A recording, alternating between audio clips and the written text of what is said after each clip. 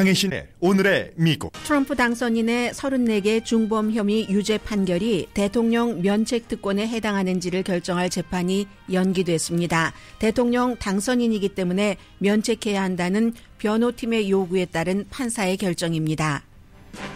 공화당이 완벽한 3권 장악을 했습니다. 하원에서 다수당이 될 것이 거의 확정됨으로써 입법부인 연방의회, 사법부인 연방대법원, 행정부인 백악관의 공화당 3권 트리팩타가 완성됐습니다.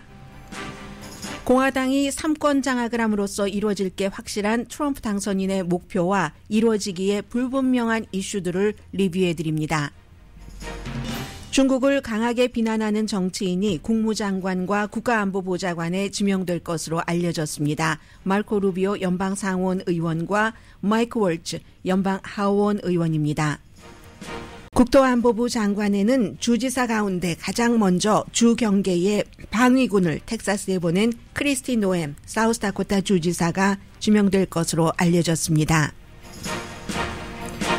환경보호청장에는 리 젤딘 전 하원 의원이 결정됐습니다. 기후변화 규정을 철폐할 게 확실합니다. 의사당 폭도들은 트럼프 당선인이 자신을 사면해 줄 것으로 기대합니다. 트럼프와 일론 머스크의 융합, 많은 사람들이 두 사람의 융합이 미국 정책에 얼마나 중요하고 또 그 융합은 영원할 수 있는지에 대해 각기 다른 이슈로 관심을 갖습니다. 아버지 마이클 월리스에 이어 좌우에서 존경받는 방송인 크리스티가 CNN을 떠나 팟캐스트와 관련된 독립적인 사업을 할 계획입니다. 팍스에서 일하다가 CNN으로 옮긴 크리스 월리스가 이런 결정을 내린 이유는 미디어 환경이 완전히 달라졌기 때문입니다. 크리스티가 아니라 크리스 월리스입니다. 팍스뉴스의 제시 워러스가 어머니로부터 추수감사절 초대를 받지 못했다고 말했습니다. 선거가 끝난 뒤 미국 가정의 분위기입니다. 이제 겨울철을 맞아 대선도 끝났고 건강도 챙기실 때입니다. 저희 라디오 서울에서 코비드 백신 접종과 한방 침술 치료를 무료로 받으실 수 있는 기회를 마련했습니다.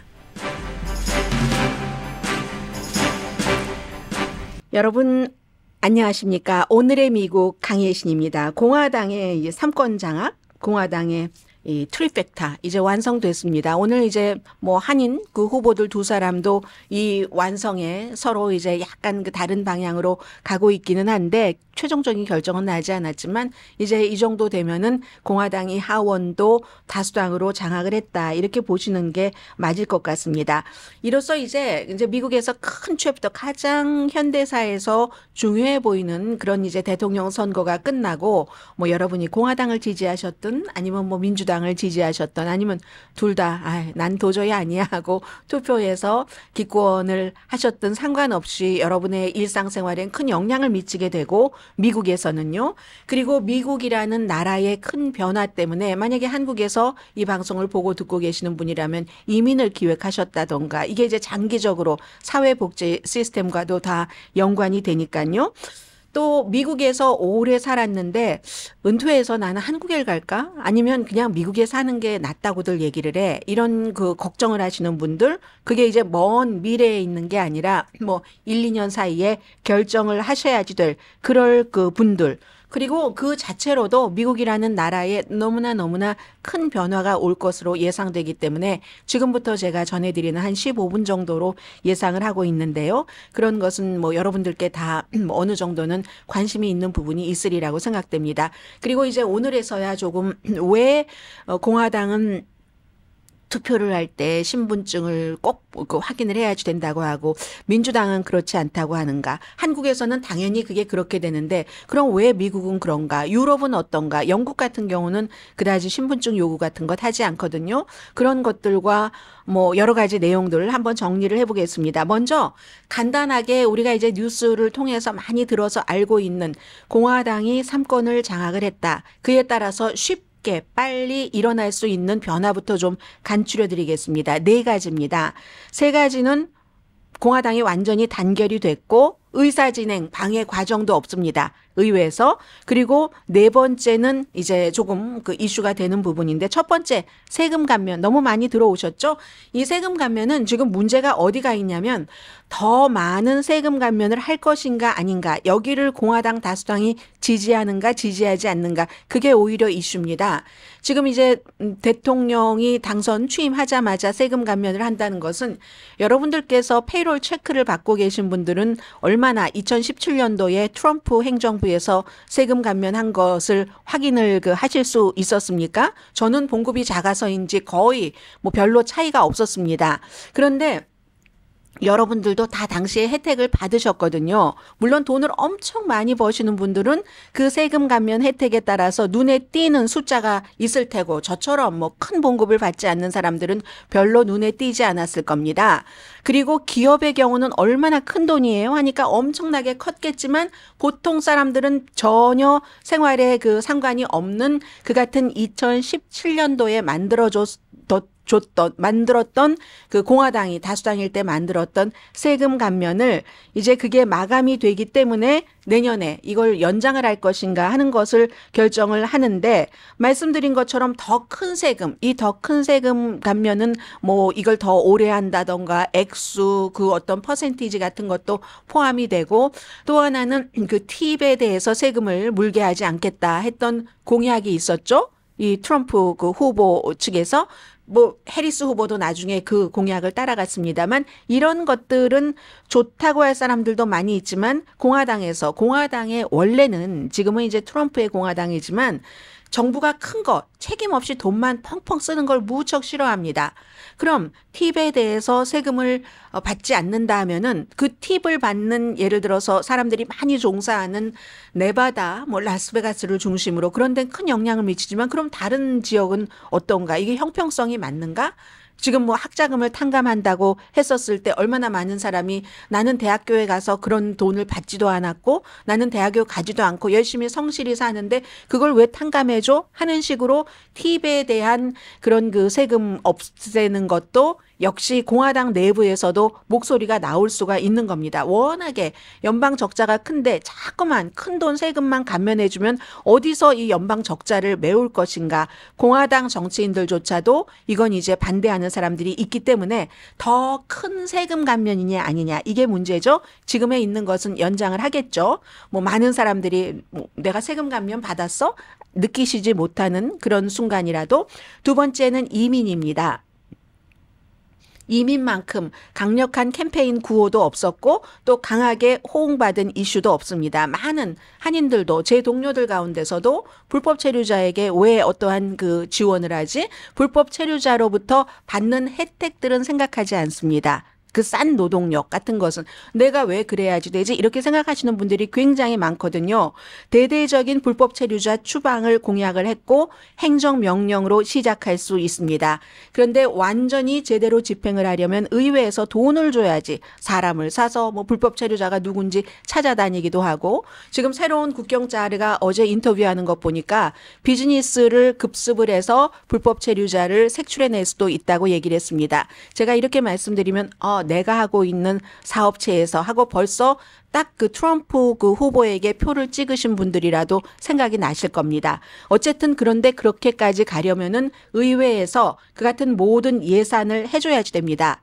그리고 벽도 쌓는다고 했죠. 그 벽을 쌓는데도 돈이 많이 드는데 어차피 멕시코가 그 돈을 주지 않기 때문에 미국에서 납세자의 세금으로 그 돈을 내야지 되는 것을 과연 공화당이 이걸 허락을 해줄 것인가. 이민 시스템에서 더 큰 변화를 원하려면은 민주당의 도움을 받아야지 됩니다. 초당적인 이제는. 그래서 민주당이 전에는 이런 것을 하기 위해서 뭐 어떠한 그 의회에서 그 비용을 충당해 주는 것에 동의를 했습니다.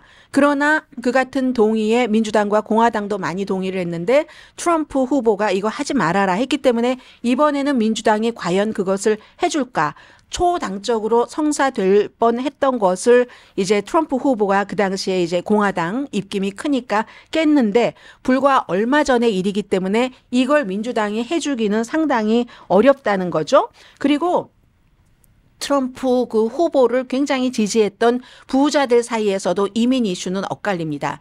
왜냐하면 그들이 하고 있는 사업체에도 합법 이민 자금, 불법 이민 자금, 많은 노동력이 필요하다는 것을 너무 잘 알고 있는 거죠. 그래서 이 이슈가 완전히 일치되지 않습니다. 불법 체류자로 인해서 돈을 많이 벌어서 트럼프 후보를 당선시킨 그런 부자들이 미국에는 엄청 많이 살고 있습니다. 그리고 이건 공개적으로 할 수 있죠. 합법 이민을 늘려라. 합법 이민자가 없으면 회사가 돌아가지 않고 본인들이 돈을 벌지 못하니까 이 같은 공개 압박은 아마 있을 겁니다. 의회에서 이 문제를 어떻게 할지는 아직 파악되지 않습니다. 분명히 어제 그 국경 자르는 직장에도 급습할 수 있다라는 얘기를 했었고요. 그리고 세 번째 분명히 집행될 것은 에너지와 기후 변화에 대해서 공화당은 깨끗한 에너지에 관한 기금은 삭감할 게 분명합니다. 트럼프 당선인 오일, 가스, 시추 늘리고 환경 규제 없애고 그래서 주식시장이 최근에 많이 올랐고요. 종목별로. 기후변화에는 엄청 나쁘지만 뭐 에너지 비용을 낮춘다. 당장 눈에 보이는 효과가 있잖아요. 뭐 가솔린값 낮추고 하는 이런 것에 이제 희망을 갖고 있죠. 그런데 여기서는 또 초당적인 것도 가능합니다. 공화당이 좋아하는 오일, 가스, 시추뿐만이 아니라 민주당이 좋아하는 부분적인 이제 너무 많이 갔기 때문에 멈출 수 없는 깨끗한 에너지 프로젝트 있죠. 그런 것들을 진행을 할 때 절차를 좀 줄인다는 거. 여기에는 이제 공화 민주가 다 동의를 합니다. 네 번째 분명히 시행될 것 우크라이나에 관한 겁니다. 트럼프 당선인과 많은 공화당은 우크라이나에 더 이상 지원하는 것을 꺼려합니다. 올해 초에 지원한 금액은 2025년 내년도 어느 시점인가는 바닥이 나게 됩니다. 그럼 우크라이나는 어려워지겠죠? 며칠 전에 이제 트럼프 그 당선인의 아들이 이제 뭐 볼로디미르 젤렌스키 용돈이 끊길 거야. 뭐 38일 남았어. 왜냐하면 그게 각 주의 선거인단들이 그 후보를 확정하는 차기 대통령을 확정하는 날이잖아요. 뭐 12월 며칠입니다. 그래서 젤렌스키 막 찡그리는 얼굴과 함께 용돈 끊겼다. 메롱 이렇게 이제 소셜미디어에 내보낸 거 이런 것들을 보고 트럼프 본인도 그렇고 주변 사람도 그렇고 공화당 정치인들도 그렇고 우크라이나에 대한 지원을 중단한다는 것은 너무 이제 화난 일입니다. 그러면 이제부터 어떻게 될지 분명하지 않을 수도 있는 그런 세 가지를 말씀을 드리겠습니다. 물론 어느 정도는 이것도 이게 이행이 됩니다. 공화당이 이제 분열되면은 확실하게는 시행되지 못하는데 왜냐하면 이게 법으로 통과돼야지 되는 게 있고 의사진행 방해를 막고 확 통과를 시키려면 상원이 공화당이 60석을 가져야지 되는데 지금 뭐 53석, 54석 이렇게 되고 있거든요. 그러니까 그 정도까지는 못 가서 첫 번째 관세입니다. 일부는 이게 시행이 됩니다. 그러나 더 깊이 시행될 수 있느냐가 문제입니다. 일부는 이제 대통령이 행정명령으로 할 수 있는데 관세를 트럼프 당선인이 너무 아름답다. 러브보다도 더 아름다운 단어가 관세다. 이렇게 얘기하고 있는 것은 관세를 붙인다는 것은 관세도 세금입니다. 미국에서 수입하는 물건에 대한 세금입니다. 그런데 그 세금을 수출하는 국가에서 내는 게 아니라 미국의 회사가 내는 거죠. 미국의 회사가 물어야지 되는 세금이 관세입니다. 그럼 회사가 세금을 물게 되면은 당연히 그 돈은 물건값에 올리겠죠. 그래서 물건값이 비싸진다는 건데 그러면 왜 트럼프 당선인은 그런데도 관세가 가장 아름답다고 하느냐. 그렇게 해서 물건을 수입하지 말고 미국에서 만들자는 겁니다. 미국의 제조업을 활성화시키고 일자리를 늘리기 위해서는 수출품에 대해서 그렇게 세금이라고 안 해요. 다른 나라에서 매긴다고 하지. 그렇게 해야지 된다고 하는데 이게요. 그렇게 간단하지가 않습니다. 왜냐하면 기본적으로 미국에서 물건을 만들 때도 물건값이 더 비싸질 확률이 많죠. 뭐 다 미국에 살고 계시는 분들은 너무 잘 알고 계시지만 노동법과 환경법이 있죠. 임금은 얼마나 높습니까? 게다 대고 미국에서 물건을 만든다고 미국이 모든 원료, 처음에 그 원료부터 제조, 포장까지 다 미국에서 할 수 있는 게 아닙니다. 기본적으로 원료도 뭐 중국이나 다른 나라에서 들여오고 해야지 되는데 그런 나라들은 그런 나라에 대해서 관세를 늘려서 수출을 많이 못하게 하는데 미국의 원료를 수출할 때 가만히 내버려 두겠습니까? 그러니까 제조업이 돼도 이게 비용이 처음부터 물건을 만들 때부터 비용이 엄청 많이 들어간다는 것이고, 그리고 그게 별로 효율성이 없다는 게 트럼프 그 행정부 일기에서 확인이 됐었습니다. 2018년에서 2019년도에 제조업 고용이 약간 증가하긴 했어요. 그런데 워낙에 또 제조업 물건을 만들기 위해서 수입해야지 되는 원자재 값도 비쌌고 뭐 이래저래 소비자만 비싼 물건을 결국은 사게 되는 겁니다. 그리고 그 나라에서도 그래? 그럼 우리도 미국 수입품에 관세를 엄청 때리지 해서 미국의 다른 나라로 수출하는 수출업자가 엄청 힘들었었죠. 그 당시에. 결국은 보복 관세 때문에 미국에서 수출하는 제조업체는 피해를 입었습니다. 그래서 장기적으로는 이 관세가 결국은 나쁘다는 외국 상품에 우리 수입품에 관세를 물리면 미국 제조업이 무조건 살아나고 뭐 이게 경제가 활성화되고 이건 공화당에서도 또 비즈니스 리더들도 이 관세에 반대를 합니다. 단기적으로는 이렇게 저렇게 해서 뭔가 좋아 보이게 꾸밀 수는 있습니다. 그렇지만 원자재 부품값이 증가하고 이런 모든 것들을 또 글로벌 공급망이라는 게 있죠. 미국은 물건이 싼 나라에서 지금 종이, 볼펜, 뭐 이런 것들 다 다른 싼 나라에서 수입을 하고 대신에 미국은 이런 것에 뭐 막 수억 개가 있어야지 하나 값이 나올 수억 개보다도 더 있어야 값이 하나 나올 똥 말똥 하는 그런 무슨 항공기 같은 거를 팝니다. 분업을 하는 겁니다. 이미 세계의 무역이 그 글로벌화 됐기 때문에. 그래서 이게 효율이 없다라고 생각을 하는 거고요. 오히려 제조업을 어떻게 좋게 하려면은 아주 미국은 제조를 그럼 중장비 다른 나라에서 하지 못하는 세련된 것을 해. 그러기 위해서는 기술 혁신이 필요해. 인재도 필요해. 이 인재도 꼭 미국에서뿐만이 아니라 다른 나라에서 수입을 할 수도 있어. 이민으로 뭐 이런 식으로 기간 시설에 대한 투자 같은 것이 필요하지. 공장에서 굴뚝을 위해서 연기 나는 것으로 해서는 안 된다. 관세는 지금 이렇게. 그래서 복잡하지만 한마디로는 관세는 장기적으로는 소비자에게 역사적으로 물건값만 비싸지는 것이 증명이 됐다. 이런 문제가 있습니다. 그리고 또 트럼프 그 당선인이 아무리 관세를 하려고 하더라도 공화당 내부에서의 반발도 있을 뿐더러 이게 또 법적으로도 좀 문제가 있거든요. 그래서 어느 정도까지는 시행이 가능하지만 완벽한 시행은 불가능할 수도 있다. 그리고 두 번째는 오늘에서야 이 말씀을 조금 자세히 드릴 수 있게 됐는데요. 유권자의 아이디에 관한 투표를 할 때 유권자의 신분을 반드시 증명을 해야지 돼. 이건요. 많은 한국 분들도 그렇고 한인 분들도 그렇고 아니 어떻게 그걸 증명하지 않고 미국에선 투표를 할 수가 있어 하는데 각 나라마다 상황이 다 다르고 공화당과 민주당이 생각하는 원칙이 다른 겁니다.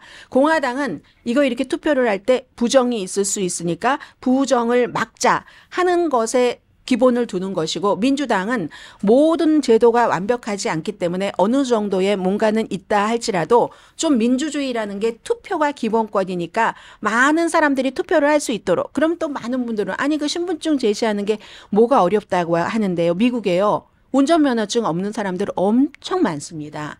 그리고 여권 없는 사람들 엄청 많습니다. 동네 밖에 한 번도 안 나가보고 평생 그곳에서 사는 사람들이 많은데 그런 사람들이 투표를 하기 위해서 신분증을 마련하고 하려면 자동차도 없죠. 또 멀리 있어요. 신분증을 만들려고 할 때. 그런 거. 게다 대고 다른 나라는 무료로 다 신분증이 기본 사람들이 뭐 예를 들어 주민등록증이나 뭐나가 발급이 되지만 미국은 돈을 주고 발급을 받아야지 됩니다. 돈을 주고 자동차도 없는 사람이 DMV 가서 운전면허증을 갱신하는데도 너무 힘든데 투표를 하기 위해서 신분증을 마련할 수 있는가? 투표를 하기 위해서 어디 해외에 나가지도 않는데 여권을 만들 것인가? 여권 없는 미국 사람들 엄청 많습니다. 이런 문제. 그리고 이렇게는 말씀드릴 수 있죠. 신분증이 이 같은 신분증이 투표할 때 제출을 해야지 되는 그것도 지역마다 또 다 달라요. 어떤 신분증까지를 받느냐가. 그러면 그렇게 신분증을 제출할 수 있는 사람이 공화당에 더 많고 민주당에 더 적다. 이거 사실입니다. 왜냐하면 지금까지는 민주당이 저소득층이 많고 살기도 바쁜데 자동차도 없지 시간을 따로 내서 직장 눈치 보면서 투표하려고 신분증 만든다고 어디가 이런 사람이 민주당에 덜 있는 겁니다. 그 차이고 또 민주당에서는 그렇게 해서 항상 배드 애플은 있는데 그렇게 해서 뭐 신분을 도용하면서 엄청난 벌을 받아가면서 부정 투표를 할 사람이 얼마나 있어. 이런 기본적인 차이고요. 한국, 일본 등 아시아와 많은 유럽 국가는 투표할 때 신분증 제시가 필수지만 영국은 대부분 불필요합니다. 이름과 주소 확인만 하면 되고 미국에서도 유권자 등록을 하죠. 유권자 등록을 할 때 소셜 시큐리티 내자 뭐 여러 가지를 또 이미 제출하는 것들이 있잖아요. 뭐 호주 같은 데는 신분증 필요 없고 캐나다도 뭐 신분증이 있어도 되고 주소로 확인해도 되고 이런 나라마다 다 다른 성격이 있기 때문에 그런 겁니다. 그래서 이게 두 번째고요. 마지막입니다. 사회 안전망이 지금 굉장히 달라질 확률이 높습니다. 이 부분이 maybe 이 오늘의 미국을 듣고 계신 많은 한인분들과 아니면 한국이나 다른 나라에서 미국으로 미국은 나중에 그런 뭐 사회보장제도가 좋다면서 이주를 생각하고 계시는 분들은 보셔야지 됩니다. 이게 지금 트럼프 그 행정부가 4년이지만 또 그 4년이 지나고 뭐 JD 벤스 부통령이 그 자리를 이어가고 하면 이거는 이제 굉장히 가속화될 건데 공화당은 연방 정부를 지출을 줄이기에 포커스를 두는데 지출은 줄이면서도 부자나 기업에 대한 세금을 감면해 주기를 엄청나게 지금 트럼프 당선자가 원하고 있기 때문에 그러면 정부에서 다른 데 쓰는 돈에서 줄일 수밖에 없습니다. 오바마 케어요. 보조금 지급 내년에 끝낼 수 있는 것으로 많은 사람들이 보고 있습니다. 그것도 어느 정도 디테일하게 어느 정도가 될지는 알 수가 없지만 오바마 케어가 지금 첫 번째고요. 이건 트럼프 행정부 1기에 하려다가 실패를 했고 하려던 그 자체만으로도 중간 선거에서 엄청 패배했었던 이슈입니다. 보험 없는 사람들 다시 늘어날 겁니다. 오바마 케어가 처음에는 사람들이 이 부담금이 많다 해서 그렇지만 지금은 굉장히 가입자가 많아지면서 서로 십시일반 부담을 하게 되니까 인기 있어졌잖아요. 이것을 보조금을 지원금을 내년에 끝낸다는 것 가능한 얘기입니다. 그리고 메디케이드도 삭감할 것으로 보인다. 이게 이제 대체적인 사람들의 전망입니다. 푸드 스탬프 등 다른 프로그램도 그러니까 가난한 사람에 대한 지원 장애인에 대한 지원 이걸 굉장히 삭감한다는 거. 돈을 어디다가 깎아주려니까 어디서 깎아야지 그 돈을 가지고 깎아줄 수밖에 없는 거죠. 그러면 많은 분들이 또 그렇게 얘기를 하십니다. 어차피 메디케이드 뭐 이런 거 사기친 사람들 너무 많아. 난 너무 아까워 내 세금이. 그거는 단속을 해야지 맞아. 이렇게 얘기를 합니다. 그러나 그건 또 짧은 생각이고 더 길게 가면은요. 그게 전반적으로 다 줄인다는 겁니다. 여러분들께서 지금 혜택을 받고 있지 않으신 분들이 혜택을 받으실 때 그게 전반적으로 죽고 악용하는 사람들 있죠. 악용하는 사람들은 어디에나 어떤 제도에나 다 있습니다. 전반적인 큰 그림이 그렇다는 것. 그래서 사회 안전망이 굉장히 그러니까 사회 안전망은 악용하는 사람들, 악용하는 소수를 위해서 있는 게 아니라 뭐 열심히 노력을 해도 아니면 운이 없던지 아니면 게을러서든지 어쨌든 미국 국민으로서 가장 부자 나라에 살면서도 뭔가가 정부의 도움이 필요한 그런 다수의 사람들을 위해서 필요한 제도잖아요. 많은 한국 분들이 그런 얘기를 하세요. 내가 무슨 뭐 국가에서 주는 돈을 받아서 사는데 $10를 더 주는데도 얼마나 깐깐하게 구는데 이렇게 얘기를 하시는데요. 이게 전반적인 그림을 보셔야지 된다. 그래서 이미 선거는 다 끝났고요. 앞으로 이제 이 같은 사회 안전망에 대해서 이제 공화당이 3권이 완전히 장악이 됐기 때문에 어떻게 될지는 보고 그래서 지금 민주당에선 그걸 희망으로 삼는 거죠. 여론이 이런 것은 줄이지 못하도록 했으면 좋겠다. 공화당 같은 경우는 공화당 내의 불일치로 관세 같은 것 트럼프 당선자가 원하는 것보다는 조금 덜 했으면 좋겠다. 그리고 원래 공화당이 친비즈니스적, 친자유무역주의지 이렇게 보호무역이 아니잖아요. 공화당이 지금 가장 원하는 건 그런 점이고 민주당이 지금 가장 원하는 것은 여론. 특히 이제 사회 안전망 같은 것을 너무 깎아내리지 않도록 하는 이런 것들이 지금 그 미국에서 3권이 전부 공화당으로 넘어가면서 일반인들 또 미국에 관심이 있으신 분들이 생각을 해보셔야지 될 이슈들입니다.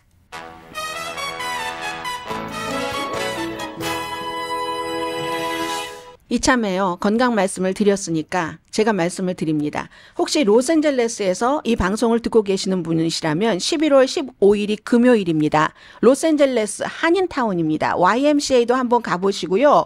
YMCA에서 저희 라디오 서울 방송이 동국대학교 미주 한의사협회와 함께 한방 침술 치료도 해드리고 진단도 해드리고 그리고 아직 코비드 접종 받지 않으신 분들 독감 접종도 옵션으로 여러분들이 받으실 수가 있답니다. 그러니까요. 11월 15일 금요일 시간도 아주 많네요. 시간도 아침 9시부터 낮 1시까지 옥스포드와 삼가에 잘 지어놓은 노란색 건물이든가요. YMCA에서 하거든요.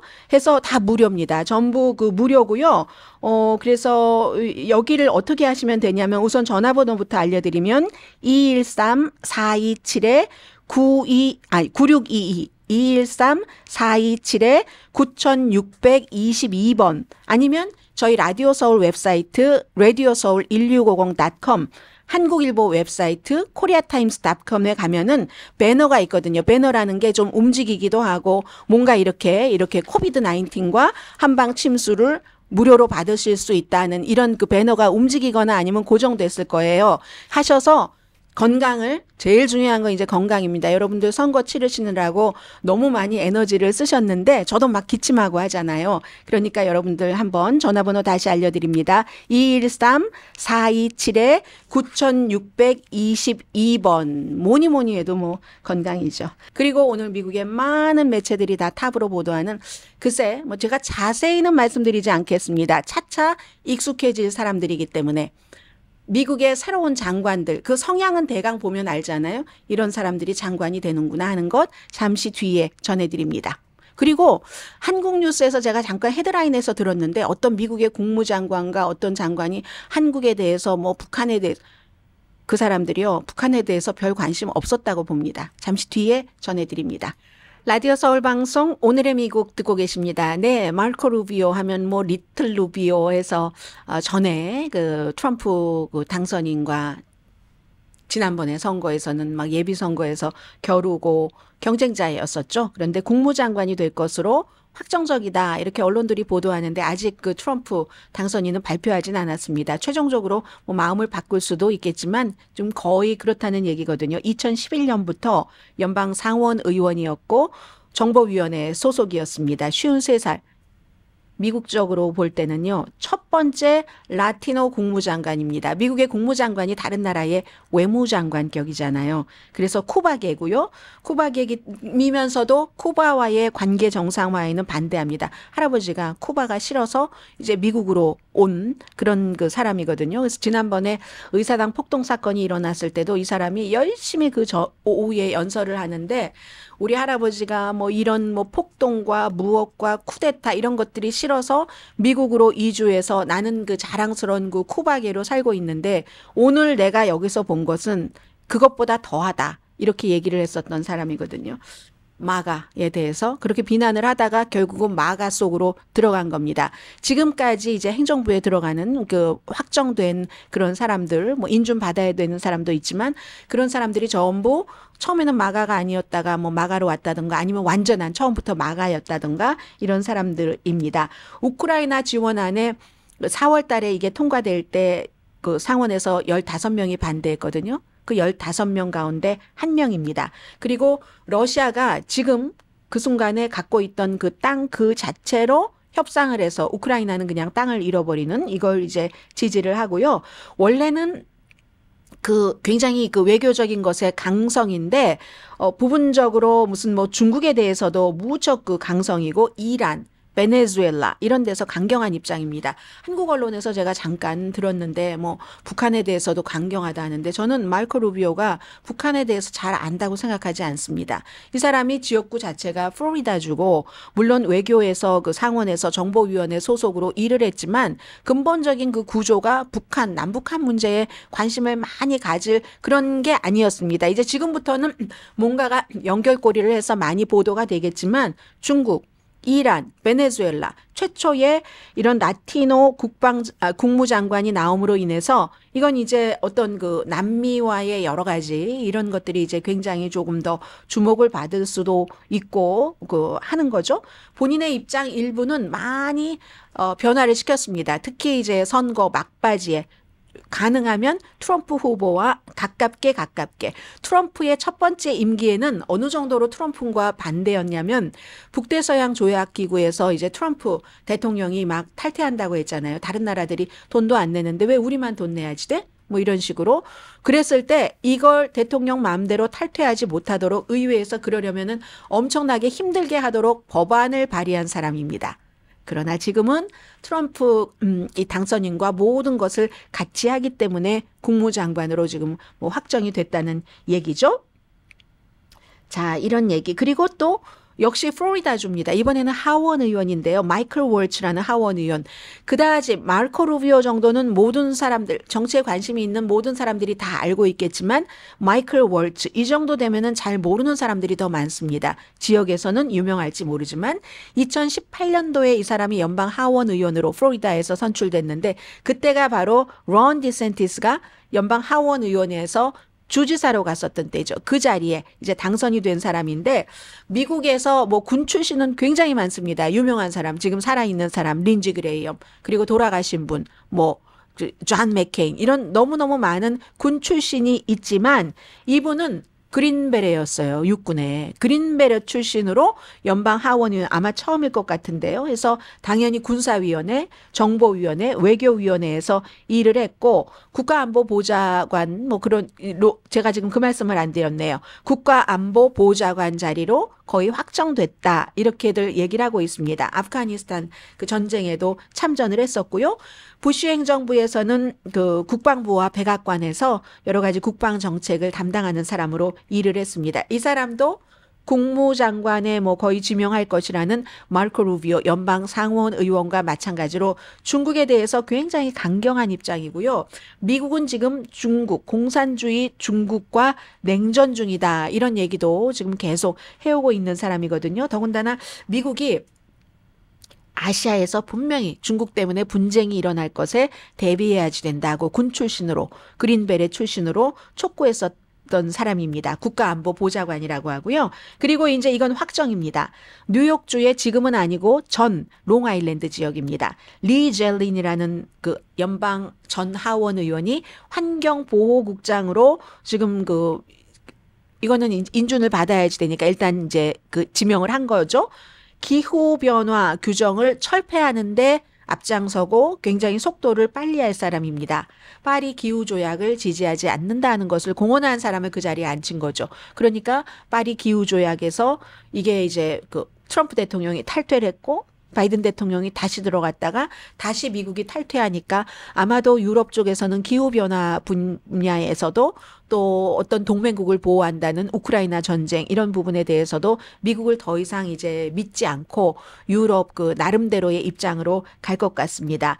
뭐 이렇게 기후변화 조약 같은 데서 탈퇴하는 사람들이 많은 사람들이 하는 얘기가 있어요. 전기자동차 그거 다 쓰잘데없는 일들이다. 뭐 쓰잘데없어. 뭐 이렇게들 얘기들을 하시는데 그렇게 얘기하는 뒤에는 항상 에너지 값을 세이브하고 그리고 미국의 에너지 회복 능력. 근데 지금은 좋죠? 지금은 좋지만 좀 뭔가 오일 시추도 좀 덜하자. 이런 측에서는 항상 그 뒤를 생각하는 거죠. 세상에 있는 이런 자원들을 다 뽑아먹고 산다면 이게 얼마나 미국이 더 강해질 수 있을까 해서 사다 쓰더라도 어느 정도는 이렇게 잠궈놓고 있다가 지금은 그 시추 방법이 또 좀 환경에도 좋게 새롭게 개발됐으니까 또 한다고 하기도 하고 하는데 지금은 이제 앞으로 공화당 행정부는 기후변화 같은 것은 신경 쓰지 않고 이제 많은 것을 대기 오염에 대한 제한이 있죠. 특히 이제 바이든 그 행정부가 그런 것을 강하게 했기 때문에 바이든 행정부 들어와서 행정명령으로 했었던 것들은 다 없어질 겁니다. 대기 오염에 대한 여러 가지 규제 같은 것은요. 그리고 국토안보부 장관의 여자입니다.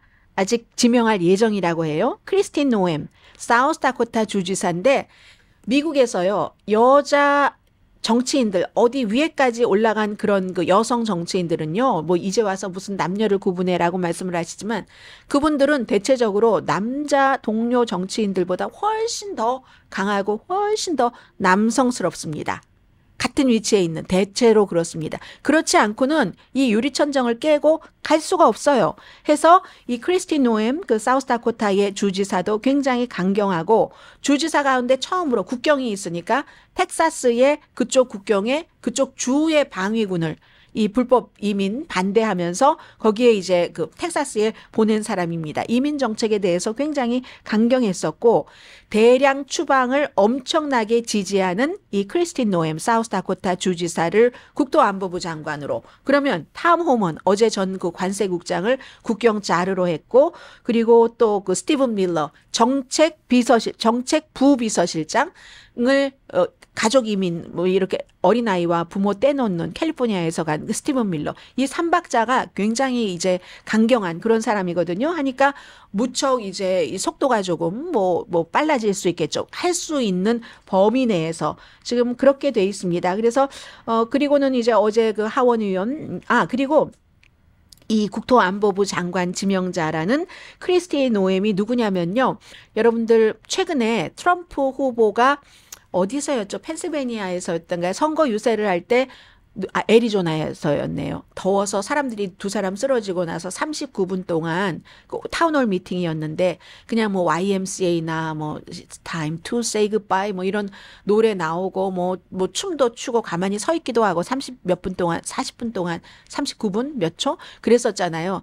그때 그 타운홀 미팅에 사회를 봐서 트럼프 그 후보와 같이 무대에 서 있었던 그 사람 기억나시죠? 그 사람이 바로 국토안보부 장관 지명자가 되는 크리스틴 노엠 사우스다코타 주지사입니다.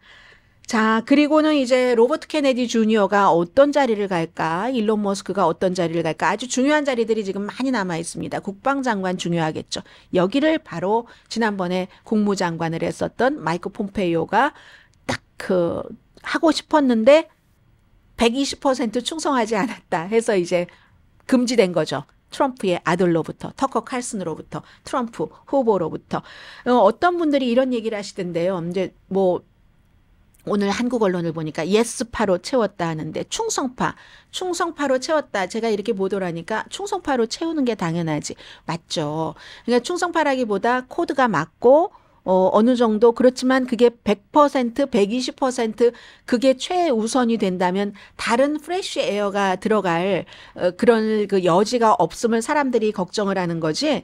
뭐 어느 정도 코드가 맞고 나에게 충성을 하고 배신하지 않을 사람을 이건 기본이고요. 기본인데 너무너무 심각하게. 그리고 역시 이제 그 투자은행가인 하워드 루트닉이 이 총괄을 인수위원회 아들들도 있지만 총괄을 하고 있는데 사람에게 충성할 사람을 뽑는다고 얘기를 했잖아요. 이건 사람에게, 장관은 헌법에 충성을 한다고 선서해야 되는 거지 대통령에게 충성을 해야지 된다고 선서하는 거 아닌데 공식적으로 지금 인수위원회에서 이렇게 얘기를 하고 있기 때문에 예스맨 너무 충성파라서 견제가 어렵지 않느냐 이렇게 얘기를 합니다. 그러나 그것도 또 모르는 일이죠. 너무나 충성파로 똘똘 뭉쳐놨기 때문에 일사불란하게 이 민주주의 인구가 3억 몇천만 명이 되는 국가에서 일이 잘 돌아갈지, 그게 또 단기로 잘 돌아갈지 장기로 잘 돌아갈지 아니면 단기 처음부터 무리가 생길지 그건 아무도 알 수 없는 일입니다. 국민들은 트럼프 후보를 대통령으로 뽑았고 이제는 트럼프 후보 맘대로 가고 우리는 그 지켜볼 수 있는 그런 것밖에 없고요. 보통 대통령이 딱 자리를 줄 수 있는 게 수천 개죠.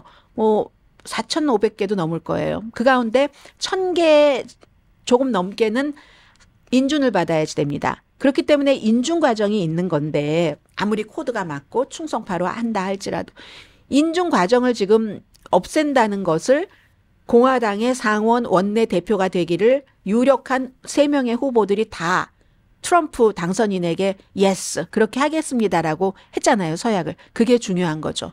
이게 이제 휴회 때는 그 인준 투표를 안 해도 이게 지명이 되니까 그럴 때 살짝 끼워 넣는다고 말씀드렸죠. 많이 그렇게 끼워 넣긴 하지만 이건 처음부터 그렇다고 해서 처음부터 노골적으로 어떠한 다른 그 민주주의 국가에서는 노골적으로 사람에게 충성을 해야지 돼. 충성파를 뽑겠어. 이렇게 선언하는 적도 없고, 그리고 약간 나중에 뭐가 안 되면 편법을 한다 손 치더라도 처음부터 인준을 내가 원하는 사람을 효회를 할 때 하는 것에 동의를 해야지 돼 하는데 예, 100% 동의를 하죠 라고 하는 나라는 없습니다. 그래서 이제 사람들이 걱정을 하는 것이고요. 그럼에도 불구하고 일은 잘 진행될 수도 있고 아닐 수도 있고. 자, 잠시 뒤에는 또 트럼프 당선인에게 많은 것을 기대하는 사람들이 있습니다. 또 뭐가 있나요? 환경이 너무 많이 바뀌어져서요. 잠시 뒤에 전해드립니다.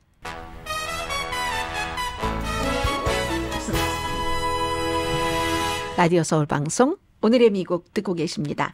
자, 지금 중요한 것이 짧게 정리를 해드려야지 되겠네요. 오늘 우선 후안 몰천 판사, 이 뉴욕의 스토미 데니엘스 그 사건 나왔을 때 많이 말씀을 드렸는데 이게 이제 다 유죄, 그 포르노 배우와 자고 돈을 줬는데 사업 기록을 거짓으로 해서 뭐 선거법도 위반했고 해서 34개 혐의에 대해서 중범입니다. 유죄 판결을 받아서 원래 선고 공판이 10월 26일에 있을 예정이었거든요. 그런데 대통령에 당선이 됐습니다. 그러니까 변호팀에서 이거 차기 대통령인데 이거를 어떻게 면책 특권이 있는 것 아니야? 연방대법원에서 뭐 그렇다고 하는데 이런 일이 지금까지 없었기 때문에 어떻게 할지를 못하는 거예요. 그런데 이걸 또 검사도 한번 좀 우리 검토를 해보자 하니까 일주일 정도 뭔가를 하는데 연기를 해서 전례 없는 여기에 대해서 검사도 또 이 그 변호팀도 해서 소송 절차를 일단 뭐 연기를 하기로 했다고 합니다. 뭐 대통령 당선자를 어떤 형량을 주고 감옥에 보내고 이런 거 하겠어요? 결국은 이것조차도 깨끗이 지워주는 면책 특권 여기에 관한 것이 아닌가 이런 소송이 이런 절차가 나오지 않을까 생각이 되고요. 의사당 폭도들도 트럼프 당선인이 본인들을 사면해 줄 것으로 기대를 합니다. 3월 달에 트럼프 당선인이 약속을 했고 7월 달에도 그 흑인 저널리스트 협회에서 인터뷰할 때도 또 얘기를 했습니다. 최소한 2,000명 이상이 의사당을 습격을 했고 가장 큰 연방 수사 사건이었습니다. 600여 명이 경관을 폭행했다든가 아니면 공무집행 방해 등으로 기소가 됐고 여기서는 특히 이제 비폭력 범죄로 기소됐던 사람들 있죠. 그런 사람들은 사면받기를 좀 기대를 많이 하는 것 같습니다. 비폭력이었는데도 감옥살이 3개월 하고 이런 사람들도 있어요. 예를 들어서 데릭 에반스 이런 분이거든요. 이때는 이분은 검찰과 합의를 했죠. 본인의 유죄를 인정을 했습니다. 유죄를 인정을 하고 3개월 감옥살이 했는데 이거 깨끗하게 정리를 사면을 받아서 그럼 내 인생에 아주 좋을 것 같다. 그리고 트럼프 당선인은 본인이 말한 것은 지키는 사람이야. 이렇게 믿고 있는 사람들이 많다고 하고요. 그러면 누구를 어느 정도까지 사면을 해주지? 그럼 프라우드 보이즈처럼 막 온갖 그 무기를 다 가지고 간 이런 사람들도 사면을 해주나? 이미 10년 이상의 징역형을 받은 사람들도 있잖아요. 그것도 이제 새로운 문제고 그리고 어떤 문제가 있냐면 지금 언론에서 두 가지를 말씀을 드리겠는데요. 아버지 마이클 월리스가 60 미닛 한 너무너무 훌륭한 저널리스트죠.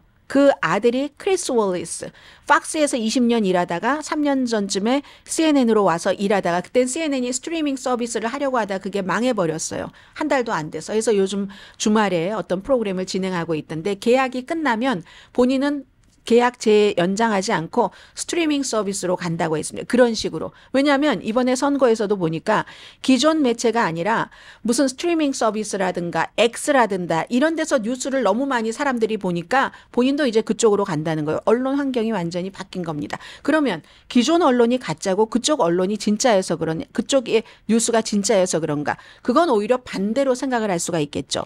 기존 언론도 민심을 파악하지 못하고 좀 과장해서 본인들이 좋아하는 쪽에 한 것은 의도나 비의도로 있을지 모르지만 X처럼 가짜 사이트가 리딩 리포트 이런 식으로 버젓이 등장하진 않잖아요. 그런 게 있고 또 하나는 어제 보니까 너무 웃었어요. 제가.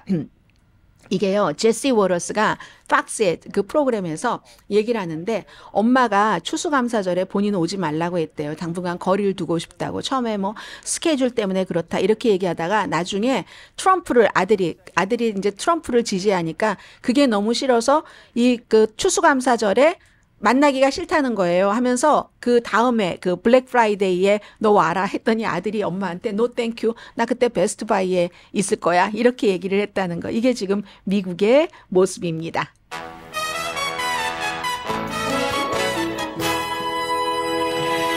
라디오 서울 방송 오늘의 미국 듣고 계십니다. 네, 여러분들 그 트럼프 그 당선인과 일론 머스크 이건 뭐 주식 테슬라에 투자하신 분들도 워낙 많으시고 관심이 있으시죠. 78살과 53살 이 두 사람의 융합이 지금 뭐 백악관에 누가 들어가는가 장관이 누가 되는가 이런 것들이 말하려고 해서 일론 머스크가 몇 사람만 그 참여하는 그런 그 회의에도 많이 참여를 하면서 의견을 낸다고 하거든요. 굉장히 기발한 사람이잖아요. 혁신적인 아이디어도 갖고 있고 그리고 기본적으로는 70년 이상이 된 정부의 그 시스템 여기에 독특한 구조를 만들고 싶어 한다는 건 이제 트럼프의 어떤 그 손녀들은 우리 삼촌이라고 그 정도까지 지금 가까워졌다고 하거든요. 근데 사람들은 과연 이 두 사람이 언제까지 같이 이렇게 할 것인가. 이건 뭐 테슬라 주식과도 연관이 있는 거예요. 끝없는 야망, 엄청난 위험을 감수하는 사람들, 소셜미디어의 힘과 사용법을 아는 두 사람, 그리고 자녀들에게 굉장히 권위주의이기도 하고 또 부자이고 권위주의적인 부모 아래서 자라기도 했고 부자고 다양한 사업을 했고 사실과 허구를 이렇게 만들어서 퍼뜨리는 것을 좋아하고 공감 능력은 조금 부족하죠. 악시오스의 분석입니다. 그리고 억압하는 규칙, 규범 이런 데서 나는 예외야 이런 생각을 갖고 있고 무대에서의 어떤 그 포커스를 받는 것, 칭찬받는 것, 이런 것들을 공유할 수 없는 두 사람이기 때문에 이게 결국은 흩어질 것이다. 이렇게 악시오스는 전망을 하던데요. 시간이 조금 있으니까 조금 더 말씀을 드리자면은요. 젤렌스키와 트럼프 당선인이 통화하다가 전화기를 넘겨줬고요. 그러니까 옆에 같이 있었다는 얘기가 되잖아요. 아르헨티나 이 대통령 사람들이 많이 꺼려하는 하비에르 밀레이와 이제 만나게 될 텐데 그때도 이 일론 머스크와 트럼프 당선자와 함께 만든답니다. 그리고 예산 삭감 이런 프로그램을 만들고 있는데 그 이름이 DOGE, DOGE 있죠? 한때 일론 머스크가 막 투자했었던 거 영어로 따지면 그 약자로 정부 효율성 그 부서의 이름을 그렇게 지었다고 하거든요. 거기서 어떤 역할을 맡을지 모르지만요. 강혜신이었습니다.